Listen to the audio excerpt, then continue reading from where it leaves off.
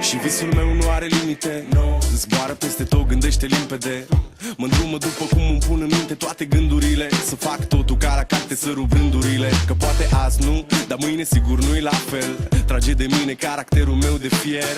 Că baie ploaie, vând niciun curcubeu. Dar ci că toate astea-s doar în capul meu. Și zice du-te, nu mai sta. Tu chiar nu vezi cât ai întârziat deja. Aruncă-ți toate visele într-o geantă și pleacă. Grăbește-te că trenul ăsta nu așteaptă. Dar eu știu deja că vreau cu totul altceva. Închide ochii, îți poți imagina că lumea e a ta și în plus poți să sari sus, sus, sus.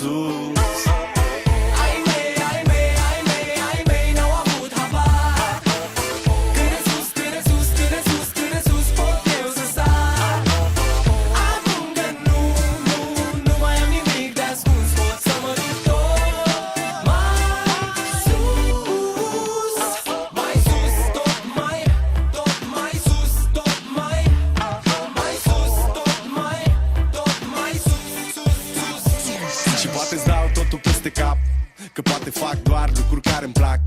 Poate nu mă îmbrac la costum, poate nu spun minciuni. Sunt liber să fiu stăpân pe ce fac și ce spun, știi? Nimic nu mai e la fel. Copilăria s-a maturizat sever.